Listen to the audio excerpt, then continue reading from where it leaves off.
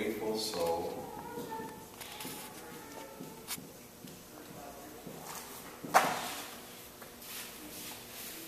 If you want to check yourself, if you're faithful, I'll give you the sign.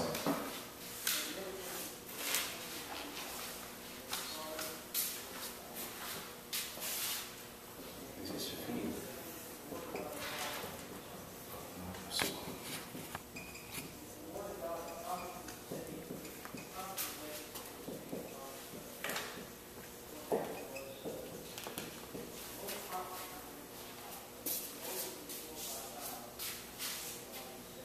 And I will include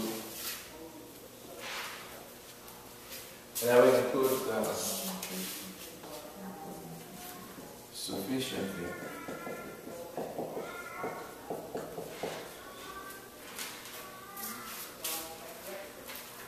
You know why? Because some people can respond, but not sufficiently. Yeah, I love you, God, but don't expect me to look after my neighbors. What kind of love is that? So this is an important word too. So, if you're always anxious about not being able to respond to God's love sufficiently, that means you're a faithful one. That's how you can tell whether or not you're faithful.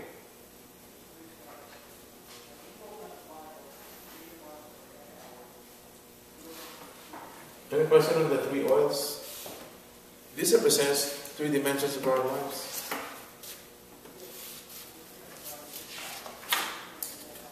This is what I missed last time.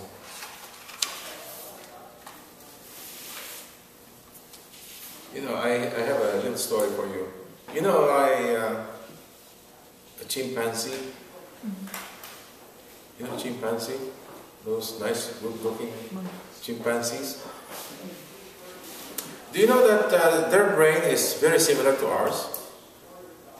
You know, this one chimpanzee was reading a book.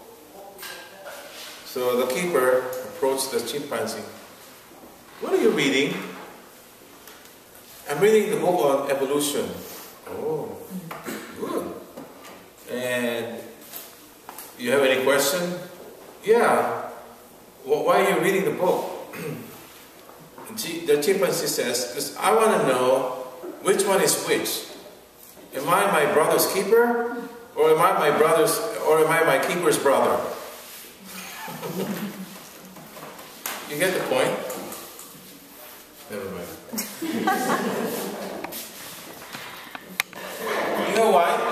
Because this is the gospel today. The gospel today.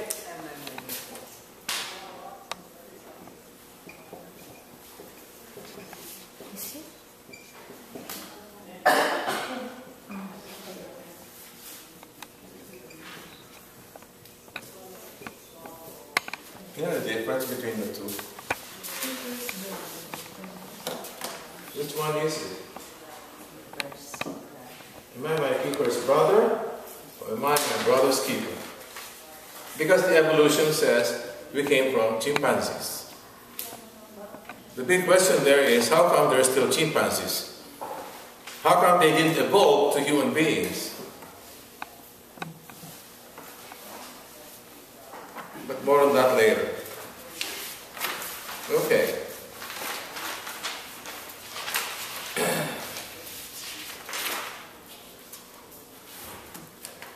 Have you heard of some other Christians who say they don't believe in the Pope? Yeah? These apologetics. Here. Who do people say that I am? Remember Jesus? I was asking. Then what did Jesus do? He took a poll. P-O-L-L. We have the Gallup polls. So who do people say that I am? And various answers, opinions. Jeremiah, right? John the Baptist. And you? Who do you say that I am? One of them spoke. Who was he? Peter spoke. How did he know that? You. You are the Christ, the Messiah. the Son of the living God. And what was Jesus' reply to him?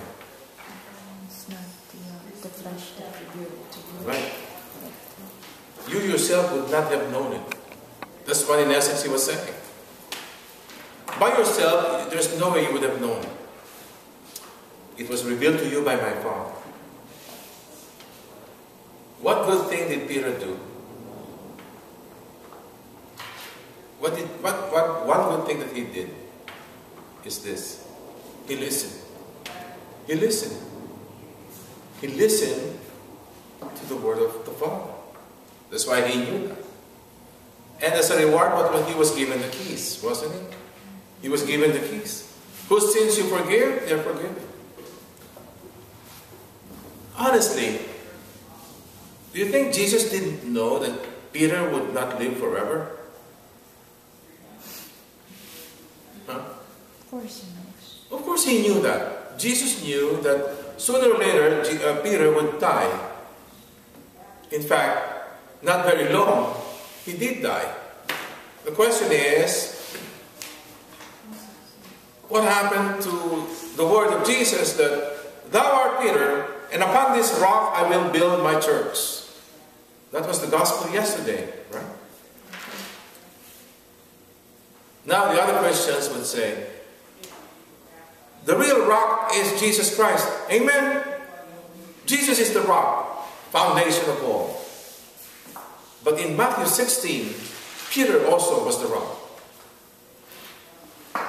And in order to understand this, you have to know Aramaic. Oh gee, I have to know Aramaic in order to understand this fully. Because if you study Greek, it will not make sense either. They're not the same. Remember, it was Jesus who changed the name in Aramaic. His name was Kepha. This is Aramaic.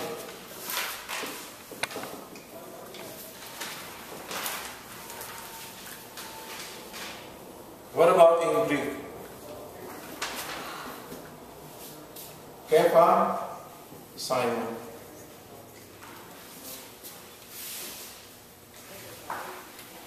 Peter.